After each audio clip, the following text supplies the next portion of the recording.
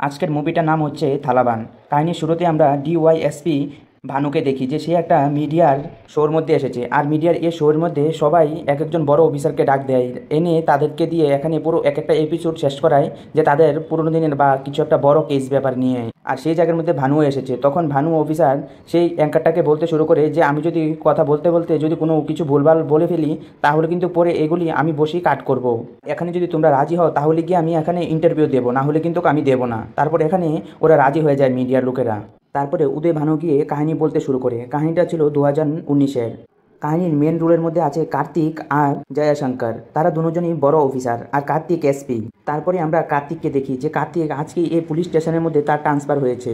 আর কার্তিক এই জায়গার আসার আগে তাকে আরও অনেকবার ট্রান্সফার করা হয়েছে। তার 2 বছরের মধ্যে 5বার ট্রান্সফার হয়ে গেছে। কিন্তু কার্তিক এত কি করেছে যে তার দুবার ট্রান্সফার হয়ে গেছে। তারপরে এই পুলিশ স্টেশনে এসআই মানে জয়াশঙ্কর সেই অফিসের মধ্যে আসে।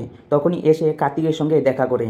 তখন জয়াশঙ্কর কার্তিককে জিজ্ঞাসা করতে শুরু করে যে এই ট্রান্সফারটা নিয়ে তোমার কতবার ট্রান্সফার হয়েছে।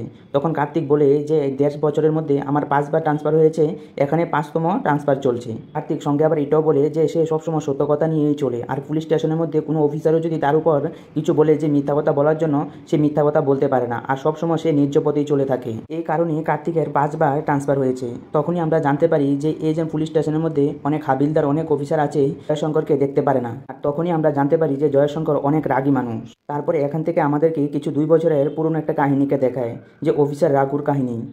আমরা দেখি যে রাঘু একজন টিভি অ্যাক্ট্রেসের বাড়ির মধ্যে পৌঁছে যায়। আর এই টিভি অ্যাক্ট্রেসের বাড়ির যে মেয়েটা আছে, সেই মেয়েটা অনেক দিন আগেই তার যে জামাই আছে, জামাইটা হারিয়ে গেছে এরকমভাবে পুলিশ স্টেশনের মধ্যে একটা দরখাস্ত দিয়েছিল। কিন্তু এই যে তার স্বামী ছিল যে টিভি অ্যাক্ট্রেসের, তার স্বামীকে খুঁজে পাওয়া গেছে। সেই 6 মাসের জন্য সে বাইরে গেছে কাজের জন্য। এই ফাঁক দিয়েই সেই জায়গার মধ্যে এই রঘু নামে অফিসারটা চলে যায়। রঘু তাকে গিয়ে প্রায় সময় ডিস্টার্ব করে থাকে। তারপর জয়শঙ্কর স্যার একদিন তাকে হঠাৎ করে তার বাড়ি এই মেয়ের বাড়ির মধ্যেই তাকে ধরে ফেলে। তারপর তাকে অনেক এখানে বেইজ্জতি করে জয়শঙ্কর স্যারে। আর তখন রঘু জয়শঙ্কর কাছে বলতে শুরু করে যে এই 15 বছর ধরে সে পুলিশ অফিসারের মধ্যে কাজ করছে, আর যদি এই পুলিশ ডিপার্টমেন্টের মধ্যে বা জনসংখ্যার মধ্যে এসব খবর যায় তাহলে তার মান সম্মান চলে যাবে। আর এখানে রঘুকে কিছু সাজা দেওয়ার জন্য কিছু দিনের জন্য তাকে সাসপেন্ড করে দেওয়া হয়। এসব শেষ হওয়ার পর রঘু আবার পুলিশের মধ্যে জয়েন করে নেয়। তারপরে একদিন জয়শঙ্করের ফ্যামিলির মধ্যে এরকম একটা ঘটনা ঘটে, সেটা জয়শঙ্কর কোনো সময় ভাবিনি। তার বউকে সে একটা অফিসের মধ্যে ছেড়ে যখন গিয়েছে, তখন তার বউকে কেউ গলার মধ্যে পুঁজ দিয়ে তার বউকে পুরো মারার হুমকি দিয়েছে।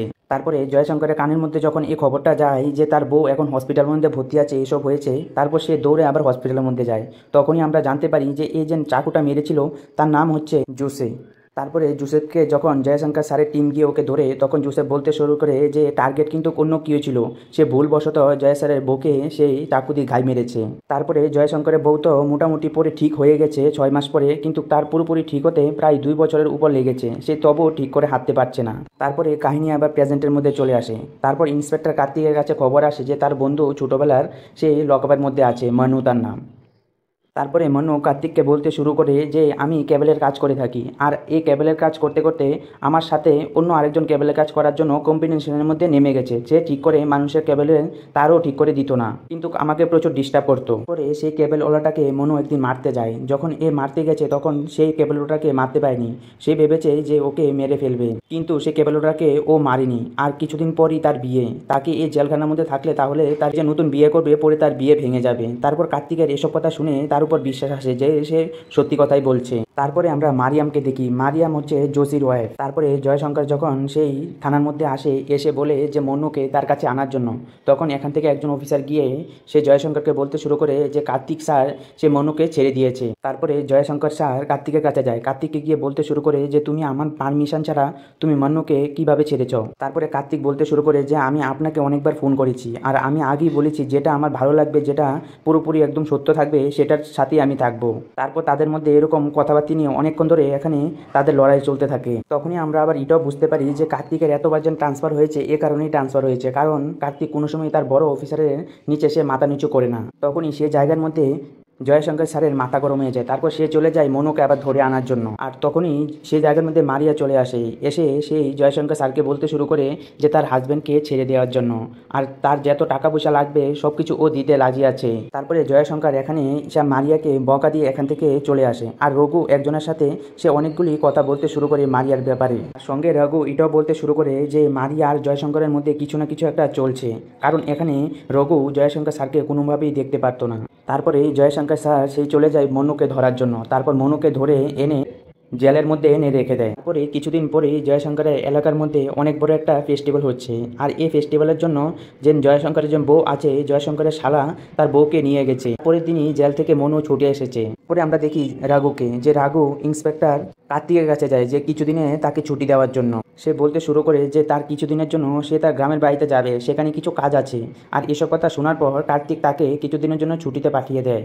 তারপরে আমরা দেখি যে কার্তিক ওই যে ফেস্টিভ্যাল আছে, ফেস্টিভ্যালের মেলার মধ্যে ও ডিউটি করছে। তখনই সেখানের মধ্যে ভানু স্যারের কল আসে কার্তিকের কাছে যে ওখানেই জয়শঙ্করের বাড়ির মধ্যে তাড়াতাড়ি আসার জন্য। তারপরে কার্তিক তার স্যারের কথা রাখার জন্য সে আবার জয়শঙ্করের বাড়ির মধ্যে চলে যায়। জয়শঙ্করের বাড়ির মধ্যে ছাদের মধ্যে বসে জয়শঙ্কর আর ডিএসপি তারা দুজন মিলে এখানে ড্রিঙ্ক করছিল। তারপরে কার্তিক তাদের বাড়ির মধ্যে যাওয়ার পর উদয় ভানু কার্তিককে বলে যে এখানে ড্রিঙ্ক করার জন্য। তখন কার্তিক বারণ করে যে সে এখানে ড্রিঙ্ক করতে পারবে না। তখন কার্তিক তার স্যারকে জিজ্ঞাসা করে যে তাকে এখানে কেন ডাকা হয়েছে। তখন কার্তিকের স্যার তাকে বলে যে তোমার আর জয়শঙ্কর স্যারের মধ্যে যে লড়াই চলছে, সেই লড়াইগুলি আজকে এখানেই শেষ করো, আর তুমি একটা ড্রিঙ্ক করেই যেতে পারো। তারপর এখানেও তারা আবার লড়াই করতে শুরু করে। তারপর কার্তিক এখানে অনেক রাগ হয়ে এখান থেকে চলে আসে। তারপরের দিন সকালবেলা আমরা দেখি যে জয়শঙ্কর তার বাড়ির ছাদের উপরে দাঁড়িয়ে আছে। তখনই তার পাড়া প্রতিবেশীর মধ্যে একজন প্রকাশ বলে সেই ছেলেটা আসে, আর তার সাথে বাড়ির মধ্যে কাজ করার একটা ছেলে আসে যে 5 লাইনে কাজ করে। তখন এখানে তাদের মধ্যে অনেকক্ষণ ধরে কথাবার্তা বলা হয়। তখন সেই ছেলেটাকে বলে যে তাড়াতাড়ি গিয়ে কাজটা ছেড়ে দিয়ে আসার জন্য।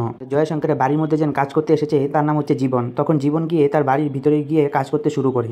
তখন হঠাৎ করে জীবনের কানের মধ্যে একটা শব্দ আসে যে বাড়ির উপরে ছাদের মধ্যে কিছু একটা ভেঙেছে। তারপরে জীবন এখান থেকে দৌড়ে উপরে গিয়ে ছাদে গিয়ে দেখে যে ওখানে একটা লাশ পড়ে আছে।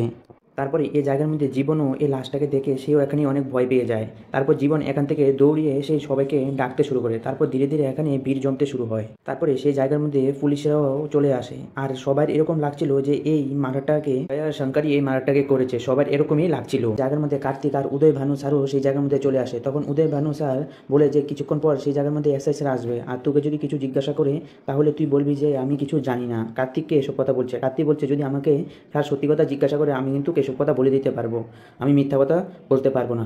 তারপরে কিছুক্ষণ পরই সেই জায়গার মধ্যে এসপি স্যার চলে আসে। তখন এসে জিজ্ঞাসা করতে শুরু করে, শঙ্করকে জিজ্ঞাসা করতে শুরু করে যে তুমি মারিয়াকে কীভাবে চিনো, বা তোমার সাথে কোথায় কোথায় তার দেখা হয়েছে, সবগুলি আমাকে বলো। তারপরে সেই জায়গার মধ্যে জয়শঙ্কর স্যার বলতে শুরু করে যে মারিয়া কালকে আমার বাড়িতে 4টার সময় এসেছিল, ওর হাতে অনেকগুলি টাকা ছিল। সে আমাকে বলছিল যে জোসেফকে ছেড়ে দেওয়ার জন্য, কিন্তু আমি ওকে বারণ করে দিয়েছি যে আমি ওকে ছাড়তে পারবো না। তারপরে মারিয়ামকে আমি এসব কথা বলার পর মারিয়া এখান থেকে কাঁদতে কাঁদতে চলে গেছে। তারপর এসপি স্যার আবার গিয়ে তার যে পাড়া প্রতিবেশীর মধ্যে প্রশান্ত আছে, প্রশান্তকে জিজ্ঞাসা করতে শুরু করে যে এই মারিয়াকে আর কি কোনোদিনও দেখেছে এখানে আসতে। তখন প্রশান্ত বলতে শুরু করে যে মারিয়ামকে আমি সকালবেলায় 7টা কি 8টা বাজবে তখন আমি মারিয়ামকে দেখেছি যে জয়শঙ্করের বাড়ির মধ্যে, কিন্তু এখানে জয়শঙ্কর স্যার বলেছিল যে মারিয়াম 4টার সময় এসেছে। আর প্রশান্ত সঙ্গে এটাও বলে যে মারিয়াম যখন এসেছিল তার সঙ্গে একটা অটো সঙ্গে করে নিয়ে এসেছিল, আর মারিয়ামের সঙ্গে তার ছোট মেয়ে অবধি ছিল। আর এসব কথা শোনার পর এসপি স্যার বুঝতে পেরেছে যে এখানে কিছু না কিছু একটা গন্ডগোল পাকাচ্ছে সবাই। তখন এখানে এসপি স্যার আবার এটাও জানতে পারে যে মারিয়ামকে তো এখানে সব মেরেই ফেলেছে, আর এখানে মারিয়ামের যে ছোট মেয়ে আছে মেয়েকে অবধি খুঁজে কেউ পাচ্ছে না। আর এখানে এসপি স্যারেরও মনে হচ্ছিল যে এখানে জয়শঙ্কর মিথ্যা কথা বলছে, কারণ প্রশান্ত বলেছে যে সকালবেলা 6টার সময় দেখেছে ওকে এই জায়গার মধ্যে, আর এখানে জয়শঙ্কর বলেছে যে ওর সঙ্গে 4টার সময় কথা হয়েছে। তখন এসপি স্যার একটু ডাহর হতে শুরু হয়। তারপরে মারিয়ার ফরেন্সিক রিপোর্টের মধ্যে কোনো কিছু এরকমই আসেনি যে এখানে জয়শঙ্কর স্যারকে এখানে অ্যারেস্ট করতে পারবে, কিন্তু এখানে মিডিয়া অনেক গন্ডগোল পাকিয়ে দিয়েছে। তার কারণে এখানে জয়শঙ্কর স্যারকে অ্যারেস্ট করে নিয়ে যায়। তারপরে জয়শঙ্কর স্যারকে যখন অ্যারেস্ট করে তার কিছুদিন পরই তাকে যখন আদালতে নিয়ে যায়, আদালতের মধ্যেও জয়শঙ্করের বিরুদ্ধেই সব কিছু ছিল। কারণ এখানে মারিয়াম যে মোবাইল ফোনটা ছিল, মোবাইল ফোনে লাস্ট আওয়ারও ছিল জয়শঙ্করের বাড়ির মধ্যেই। আর কি এখানে মারিয়া এসেছিল 6টার সময়, আর এখানে জয়শঙ্কর স্যার বলেছে যে মারিয়া 4টার সময় এসেছে। আর এসবে সব কিছু পাওয়ার পর এখানে আদালত বলে দেয় যে এখানে 15 দিনের জন্য কাস্টডির মধ্যে রাখার জন্য জয়শঙ্কর স্যারকে।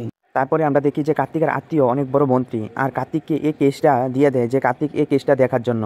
তারপরে আমরা জয়শঙ্কর স্যারকে দেখি যে জেলের মধ্যে একটা ছেলে এসে জয়শঙ্কর স্যারকে অনেক মারছে। তারপরে সেই জায়গার মধ্যে আরো অনেক লোক চলে আসে, তার মধ্যে জয়শঙ্করকে আরো অনেকেরা এসে মারছে। তারপর জয়শঙ্কর আবার তাদেরকে মারতে শুরু করে। তারপর হঠাৎ করে একজন এসে জয়শঙ্করের পেটের মধ্যে একটা চাবি ঢুকিয়ে দেয়, আর এই যে চাবিটা ঢুকিয়েছে এটা অন্য কেউ নয়, এটা হচ্ছে সোরিয়া, মারিয়ার হাজবেন্ড। মারিয়াকে তো কেউ মেরে দিয়েছে, আর সবাই ভাবছে যে মারিয়াকে জয়শঙ্কর স্যার মেরেছে। এই জায়গার মধ্যে তার যে ছোটো মেয়ে আছে, মেয়েকেও কেউ খুঁজে পাচ্ছে না। তারপর জয়শঙ্কর স্যার সূর্যাকে তার হাতটা ধরে মাটির মধ্যে ফেলে দেয়। তারপর সেই জায়গার মধ্যে পুলিশ চলে আসে। কিছুক্ষণ পরেই দেখি যে কার্তিক এই জেলের মধ্যে এসেছে সূর্যার সাথে কথা বলার জন্য। কার্তিক এসে জসিকে বলছে যে তুমি কিভাবে জানো যে এসব কিছু জয়শঙ্কর স্যারই করেছে, কারণ মারিয়া যখন জয়শঙ্করের সাথে কথা বলার জন্য যাচ্ছিল একটা অটো দিয়ে যাচ্ছিল, আর এই অটোটা নাকি জয়শঙ্কর স্যারই পাঠিয়েছে, আর অটোর ড্রাইভারটার নাম হচ্ছে সেন্টু। আর মারিয়া এটাও বলছিল যে আগে জয়শঙ্করের বাড়ির মধ্যে গিয়েছিলাম, তখন আমাকে অনেক কথা বলে জয়শঙ্কর বাড়ি থেকে পাঠিয়ে দিয়েছে। হতে পারে এখন জয়শঙ্করের কষ্ট লাগছে, তাই জন্য একটা অটো পাঠিয়েছে আমাকে নিয়ে যাওয়ার জন্য। তারপরে কার্তিক এখান থেকে গিয়ে সন্টু নামে ড্রাইভারটাকে খুঁজতে শুরু করে, আর অন্য জায়গায় জয়শঙ্করকে হসপিটালের মধ্যে ভর্তি করে দেওয়া হয়েছে। তারপরে সেই জায়গার মধ্যে ডিওয়াইএসপি ধায়া ভানু চলে আসে। তখন জয়শঙ্কর স্যার ডিওয়াইএসপিকে বলতে শুরু করে যে আমাকে একটা হেল্প করে এখান থেকে তুই কিছুদিনের জন্য আমাকে বের করিয়ে দে। তারপরে ডিওয়াইএসপি সোজা চলে যায় জাজের কাছে যে তাকে কিছুদিনের জন্য বাড়িতে পাঠানোর জন্য, কারণ তার এমনি শরীর ভালো না। তারপর তাকে 18 দিনের ছুটিতে পাঠিয়ে দেয়। পাঠানোর সাথে এটাও বলে দেয় যে সে যাতে এই ডিস্ট্রিক্ট ছেড়ে যাতে অন্য ডিস্ট্রিক্টও না যায়। আর তারপরে আমরা দেখি যে জয়শঙ্কর স্যার পুরোপুরি ঠিক হয়ে গেছে, কিন্তু তার হাতের মধ্যে আর বেশি দিন সময় ছিল না যে সে দোষী না এটা সাবিত করার জন্য। তারপরে একদিন জয়শঙ্করের বাড়ির মধ্যে এসে তার বাইকের মধ্যে পুরো পেট্রোল ঢেলে আগুন লাগিয়ে দিয়ে যায়, আর তার দরজার মধ্যে একটা বিয়ের কার্ড অবধি রেখে যায়। এসব কিছু কার্তিক দেখছে। তারপরে আমরা দেখি যে একজন পুলিশওয়ালা সেই মান্নুকে অনেক মারধর করছে, কারণ সে ভেবেছে যে জয়শঙ্করের সাথে শত্রুতা মিথ্যা আরও আছে, হতে পারে সে বাইকটা জয়শঙ্করের বাইকটা সে মান্নুই জ্বালিয়েছে। তারপরে সেই জায়গার মধ্যে কার্তিক চলে আসে, এসে এই পুলিশওয়ালাটাকে বলতে শুরু করে যদি এই লোকটাই হতো তাহলে সে গিয়ে তার বাড়ির মধ্যে কেনই বা ঢুকতো, আবার এই বাইকটা কেনই বা জ্বালাতো, আর তার বিয়ের কার্ডটা থরি সে রাখতো। তারপরে এসব কথা শোনার পর তাকে ছেড়ে দেওয়া হয় মনুকে।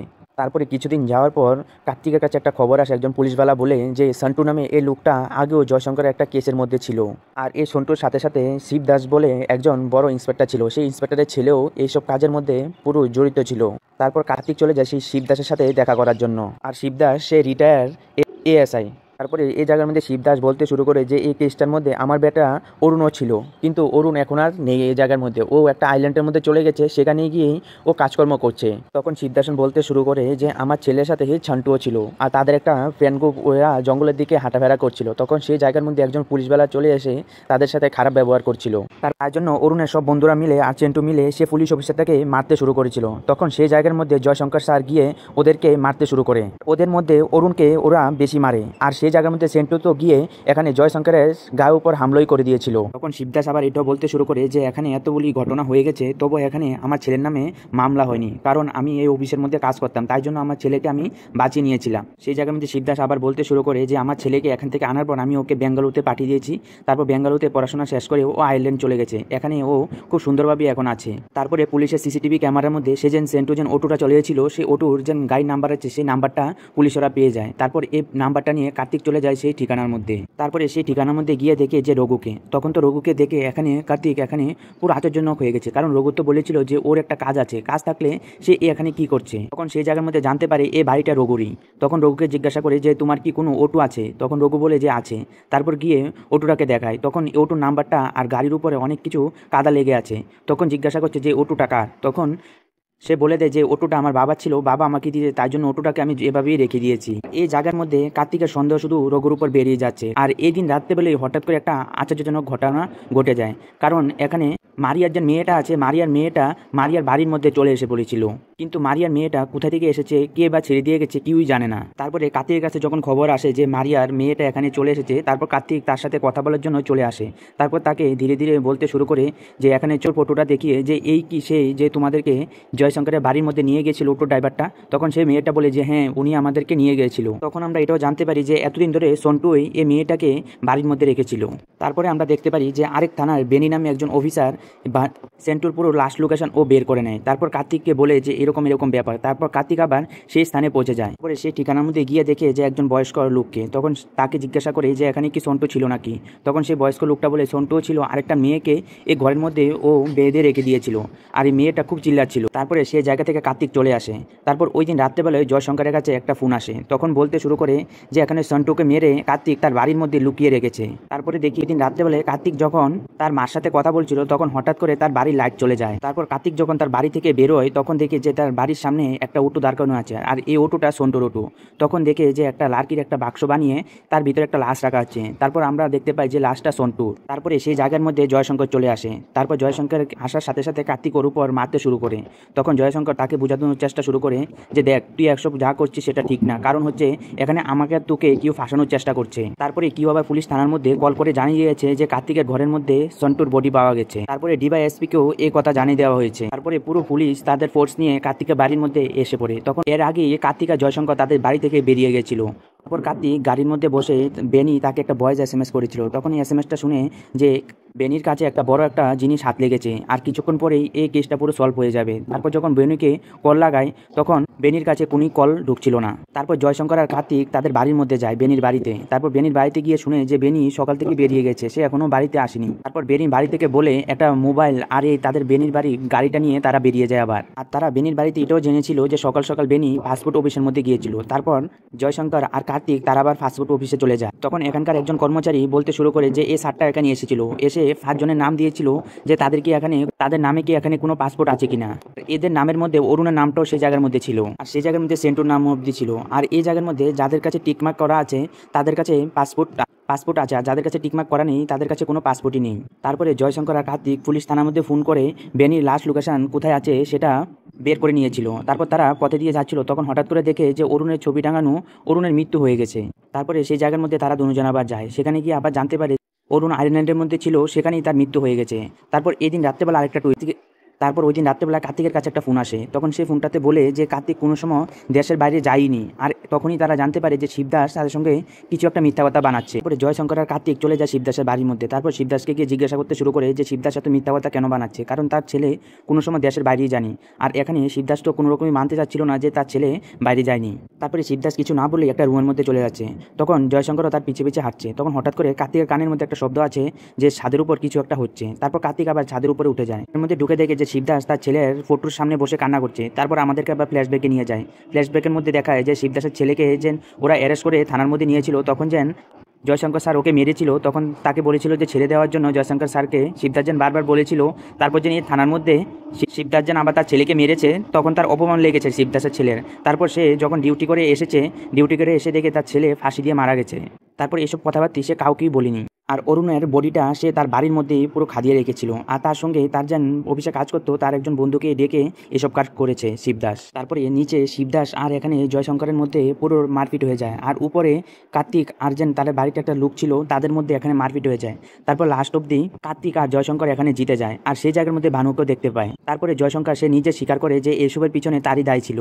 তখনই আমাদেরকে আবার দেখায় যে এখানে শিবশঙ্কর যোশীকে ফোন করেছে, যে বলেছে যে শিবশঙ্করের বউকে কিছু ঘায়েল করার জন্য, আর তাকে 2 লাখ টাকা দেবে। কিন্তু সে গিয়ে এসব করতে গিয়ে তাকে ধরে ফেলেছে। তারপর পুলিশ তাকে নিয়ে থানার মধ্যে দিয়ে দিয়েছে। এসবের পিছনেও এখানে পুরো শিবদাসের হাত ছিল। তখন সেই জায়গার মধ্যে সূর্যও তার বউ মারিয়াকে এসব কথা বলে দিয়েছিল যে কিভাবে টাকা পয়সা নিচ্ছে। তখন শিবদাসের মনের মধ্যে একটু সন্দেহ জাগে যে এসব কথা যদি মারিয়াকে বলে দিয়ে থাকে তাহলে মারিয়া অন্য কাউকে বলতে পারবে।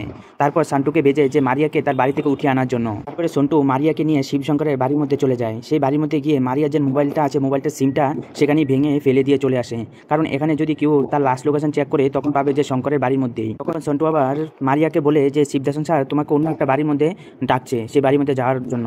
আর এই বাড়িটা অন্য কেউ ছিল না, সেই বাড়িটা ছিল শিবদাসের। সেই জায়গার মধ্যে মারিয়াকে তার বাড়ির যে কাজ করতো শিবদাসের, তার দুজন মিলে মারিয়াকে ওখানে মেরে ফেলে। আর সন্টুকে দিয়ে সে ছাদের মধ্যে একটা ট্যাঙ্ক দিয়ে রেখে দিয়েছিল মারিয়ার লাশটাকে। তারপরে সন্টু ওই মেয়েটাকে তার বাড়ির মধ্যে রেখেছিল। তারপর সন্টু সেই মেয়েটাকে মারিয়ামের বাড়ির মধ্যে ছাড়ার পর সে শিবদাসের বাড়ির মধ্যে যায়, গিয়ে বলে যে আমি মেয়েটাকে ছেড়ে দিয়ে এসেছি, কারণ মেয়েটা ডেলি রাতেবেলা প্রচুর কান্না করতো, এসব আমার খুব বিরক্ত লাগছিল, তাই আমি তাকে বাড়িতে নিয়ে ছেড়ে দিয়ে এসেছি। তারপর শিবদাস এখানে পুরো রাগ হয়ে যায়। তারপরে সেই জায়গার মধ্যে সন্টু বলে যে আমাকে কিছু টাকা দিয়ে দাও, আমি এখান থেকে চলে যাব। তারপর শিবদাস তাকে কথা বলতে বলতে ঘরের ভিতরে নিয়ে যায়। তারপর শিবদাস আর তার বাড়ির যে লোকটা কাজ করতো তারা দুজন মিলে আবার সেখানে সন্টুকে মেরে ফেলে। তারপরে সন্টুর বডিটাকে তারা দুজন নিয়ে কার্তিকের বাড়ির মধ্যে ছেড়ে দিয়ে এসেছিল। এভাবেই তারা দুজন প্ল্যান করেছে। তারপরে পুলিশ শিবদাসের বাড়ির মধ্যে এসে সেই জায়গার মধ্যে খোদাই করে দেখে যে অরুণের বডিটা সেখানেই রাখা আছে। আর এখানে শিবদাস এসব করেছে যাতে তার ছেলের উপরে কোনো রকমই যে তার ছেলে কিছু করেছে এরকমভাবে কোনো যাতে নিউজ না ছড়ায়, তাই জন্য বলেছে যে তার ছেলে আইল্যান্ডের মধ্যে মারা গেছে। আর এই পুরো কেসটা কার্তিক আর জয়শঙ্কর মিলে পুরো সলভ করে দিয়েছে। তারপর আমরা দেখেছিলাম যে প্রথম শুরুতে যে উদয় ভানু টিভির মধ্যে বলছিল কিছু তাদের পুরো খবরটা নিয়ে, আর এসব খবরই উদয় ভানু তার বাড়ির মধ্যে বসে দেখছিল। তখন সেই জায়গার মধ্যে আমরা দেখি যে উদয় ভানুকে কেউ মেরে ফেলেছে। এই কেসটা সলভ করবে কার্তিক আর জয়শঙ্কর মিলে। মানে এখানে আমাদের থালাবান 2ও দেখতে পারবো, আর এখানে পুরো কাহিনী শেষ হয়ে যাবে। আপনাদের এরকম কাহিনী ভালো লাগে থাকলে অবশ্যই চ্যানেলটাকে সাবস্ক্রাইব করে জানতে পারেন।